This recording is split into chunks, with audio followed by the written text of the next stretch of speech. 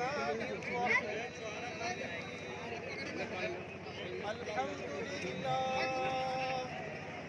الحمد لله نحمده ونستعينه ونستغفره ونؤمن به ونتوكل عليه ونعوذ بالله من شرور أنفسنا ومن سيئات أعمالنا من يهده الله فلا مضل له ومن يضلله فلا هادي له ونشهد أن لا إله إلا الله وحده لا شريك له ونشهد أن محمدا عبده ورسوله وصلى الله عليه وسلم تسليما كثيرا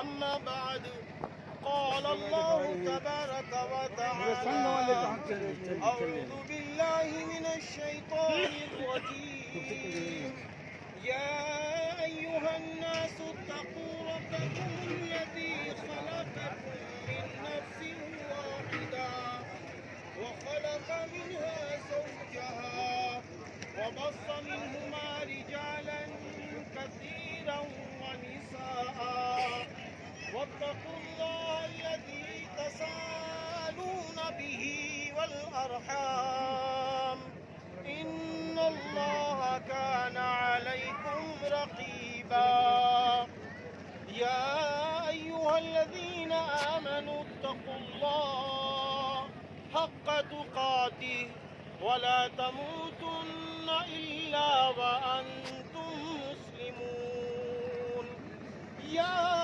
أيها الذين آمنوا اتقوا الله وقولوا قولا سديدا يصلح لكم أعمالكم ويغفر لكم ذنوبكم ومن يطع الله ورسوله فقد فاز فوزا عظيما صدق الله العظيم قال النبي صلى الله عليه وسلم النكاح من سنتي ومن رغب عن سنتي فليس مني أو كما قال عليه الصلاة والسلام اللہ کے محبوب بندو سرور کائنات فخر دو عالم حضرت محمد عربی صلی اللہ علیہ وسلم نے نکاح کے موقع پر خطبہ پڑھا، پھر اس کے بعد کلام اللہ کی 3 آیتیں پڑھی، پھر اس کے بعد جب ارشاد نبی صلی اللہ علیہ وسلم کو پیش فرمایا۔ اس لیے نکاح کے موقع پر اس کا پڑھنا سنت ہے۔ نکاح کے موقع پر 2 چیزیں ضروری ہیں، فرض ہیں۔ نمبر 1 ایجاب و قبول کا ہونا، اور نمبر 2 گواہوں کی گواہی دینا۔ ایجاب کہتے ہیں دلہن کے پاس دلہن کے ولی یا وکیل صاحب پہنچتے ہیں، اور پہنچنے کے بعد دولہا صاحب کا نام، دولہا صاحب کے والد محترم کا نام، دولہا صاحب کا پتہ اور مہر کا ذکر کرتے ہیں کہ نقد ہے یا ادھار ہے۔ پھر اس کے بعد وہ دلہن اجازت دیتی ہے، اس کا نام ایجاب۔ قبول انشاءاللہ ابھی چند لمحوں میں قاضی صاحب آپ کے سامنے کرائیں گے، اس کا نام قبول ہے۔ ایجاب و قبول کے بعد مسئلہ آتا ہے کہ دولہا اور دلہن کا ملنا۔ ایجاب و قبول کے بعد نکاح سے پہلے جس کو دیکھنا حرام تھا، ایجاب و قبول کے بعد اس کا دیکھنا حلال ہو گیا، اور حلال ہی نہیں بلکہ عبادت میں شمار ہو گیا۔ میرے بھائیوں، جس طرح ہم آپ نماز پڑھتے ہیں، نماز کا پڑھنا عبادت ہے، اور نماز جب ہم پڑھتے ہیں تو ہم کسی امام کے پیچھے پڑھتے ہیں۔ وہ امام جس کو مقتدیوں نے امام بنایا ہے، مسجد کی کمیٹی نے امام بنایا ہے، اس امام کے پیچھے ہم ان کی اتباع کرتے ہیں، امام کی اتباع کرتے ہیں اور نماز پڑھتے ہیں۔ اگر امام صاحب ابھی رکوع میں نہیں گئے ہیں، ہم رکوع میں چلے جائیں تو ہماری اور آپ کی نماز خطرے میں ہو جائے گی، کیونکہ امام کی اتباع ضروری ہے۔ میرے بھائیوں، وہ امام جس کو ہم نے اور آپ نے بنایا ہے، نماز میں ان کی اتباع ضروری ہے، تو بتاؤ میرے بھائیوں، جس کو اللہ رب العزت نے امام بنا کے بھیجا ہو، سرور کائنات فخر دو عالم حضرت محمد عربی صلی اللہ علیہ وسلم کی ذات گرامی ہو، اس کی اتباع بھی ضروری ہے اور ان کی اقتداء بھی ضروری ہے۔ اگر اتباع میں فرق آ جائے تو ایمان خطرے میں ہے۔ تو اسی لیے میں نے یہ بات کہی کہ امام اعظم ابو حنیفہ رحمۃ اللہ علیہ کے نزدیک نکاح پوری زندگی کی عبادت ہے۔ تو جس طرح ہم امام کی اتباع نماز میں کرتے ہیں، ایسے ہی شادی ہونے کے بعد ہم نبی کی سنتوں کو زندہ کریں۔ شادی ہونے کے بعد ہم نبی کی اتباع کریں۔ شادی ہونے کے بعد ہم رسول اللہ صلی اللہ علیہ وسلم کی پیروی کریں، اور جو رسول اللہ صلی اللہ علیہ وسلم کی پیروی کرنے والے صحابہ کرام ہیں رضی اللہ عنہم اجمعین، ان کی پیروی کریں، اور جو ان کے چہیتے ہیں پھر ان کے نقش قدم کے مطابق چلیں۔ اس کا نام اسلام ہے۔ اسی لیے فرمایا نکاح پوری زندگی کی عبادت ہے۔ اب نکاح کے بعد مہر کا مسئلہ آتا ہے۔ مہر کے متعلق ایک بات سمجھ لیں کہ مہر کتنا ہونا چاہیے۔ ایک سوال ہے کہ مہر کتنا باندھنا چاہیے، تو یہ بات ذہن میں رکھ لیں، اسلامی شریعت میں مہر کی کوئی ایک مقدار مقرر کہیں نہیں ہے۔ مہریں الگ الگ ہیں۔ رسول اللہ صلی اللہ علیہ وسلم کی بیٹیوں کی مہریں الگ الگ ہیں۔ ازواج مطہرات رضی اللہ عنہن کی مہر الگ الگ ہیں۔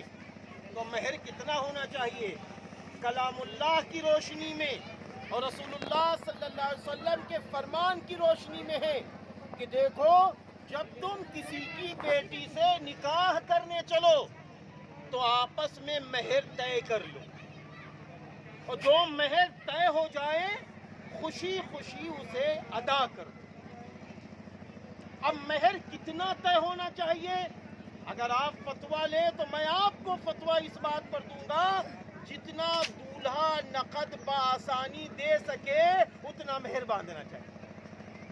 آج بھی ماشاءاللہ نکاح ہو رہا ہے، دولہا صاحب بآسانی نقد مہر ماشاءاللہ 4 تولہ دے رہے ہیں، اچھا مہر ہے ماشاءاللہ، نقد ہے، زیورات کی شکل میں ہے۔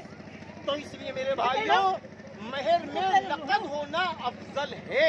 ہاں، اگر ادھار مہر ہے تو میرے بھائیوں یہ اچھی زندگی نہیں ہے کہ جس سے ہم شادی کر رہے ہوں، 20 سال 25 سال کے بعد ہم کسی لڑکی سے شادی کر رہے ہیں، اور 20 سال کے بعد جب اس کو اپنی دلہن بنائیں تو ہم کہیں یہ ادھار ہے، اور رات میں اس کے آگے ہاتھ جوڑیں۔ اس سے ہمیں بچنا چاہیے، بچنا چاہیے۔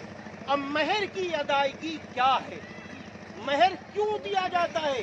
میرے بھائیوں سن لو، نکاح جب ہو جائے، جب تک مہر نہ ادا ہو، مہر کا معاملہ نہ حل ہو جائے، تب تک دولہا اپنی دلہن کو ٹچ نہیں کر سکتے، چھو نہیں سکتے۔ کیوں؟ اس لیے دیکھنا تو حلال ہو گیا ہے، ابھی جسم حلال نہیں ہوا ہے۔ جسم جب حلال ہوتا ہے جب مہر ادا ہو، مہر ادا ہو گیا، جسم حلال ہو گیا، ایک دوسرے سے ملنا عبادت میں شمار ہو گیا، فوراً اسلامی شریعت کھڑی ہو گئی۔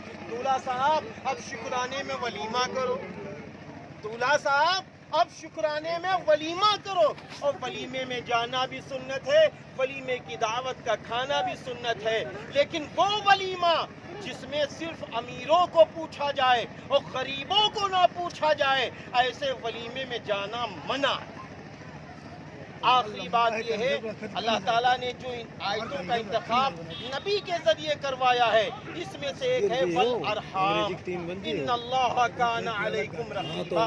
یہاں پر اللہ تعالیٰ فرما رہا ہے دیکھو شادی ہونے کے بعد اپنے خونی رشتوں سے کہیں جدا نہ ہو جانا۔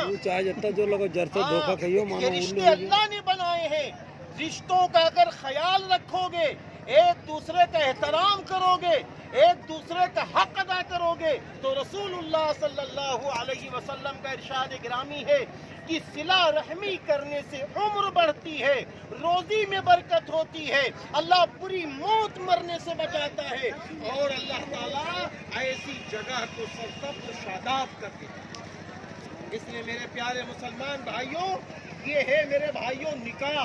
اب نکاح جو ہو رہا ہے، جس کی بیٹی ہے اسے کیا مل رہا ہے، ذرا یہ بھی روایت سن لیجئے۔ رسول اللہ صلی اللہ علیہ وسلم نے فرمایا اللہ جس کو ایک بیٹی دے، دو بیٹیاں دے، تین بیٹیاں دے، اور اس کے بعد اس کی ماں، اس کے باپ اس کی اچھی پرورش کریں اور نیک رشتہ مل جائے، جب شادی کے لائق بیٹی ہو نیک رشتہ مل جائے، ایسے موقع پر وہ رشتہ اس کے حوالے کر دے، یعنی اپنی بیٹی کا نکاح اس لڑکے سے کر دے، تو معلوم ہے دلہن کے ماں باپ کو کیا ملتا ہے۔ نبی پاک صلی اللہ علیہ وسلم نے فرمایا ایسی ماں ایسا باپ جنتی ہے، اور آگے فرمایا ایک دوسری روایت میں کہ ایسے ماں باپ جنت میں مجھ سے اتنے قریب ہوں گے جیسے دو انگلیاں قریب۔ اس لیے آج میں لڑکی والوں کو، دلہن والوں کو تہہ دل سے مبارکبادی دیتا ہوں کہ یہ روایت تو آپ کے لیے ہو گئی، اب دولہا والوں کے لیے روایت یہ ہے۔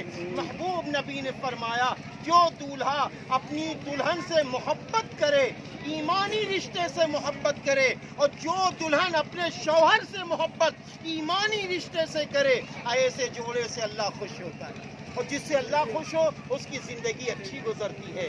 ہمیں آپ کو کاہے کے لیے جوڑا جاتا ہے؟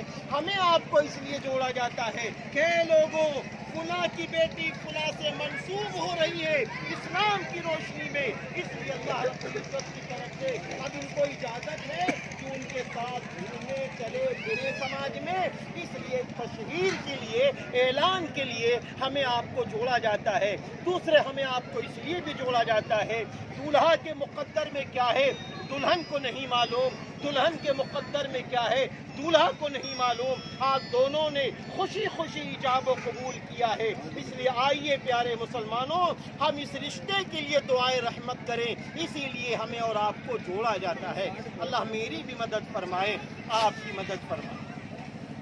اعوذ باللہ من الشیطان الرجیم، بسم اللہ الرحمن الرحیم، الحمد لله نحمده ونستعينه ونستغفره ونؤمن به ونتوكل عليه ونعوذ بالله من شرور أنفسنا ومن سيئات أعمالنا، من يهده الله فلا مضل له ومن يضلله فلا هادي له، ونشهد أن لا إله إلا الله وحده لا شريك له، ونشهد أن محمدا عبده ورسوله، وصلى الله عليه وسلم تسليما كثيرا كثيرا، أما بعد، قال الله تبارك وتعالى يا أيها الناس اتقوا ربكم الذي خلقكم من نفس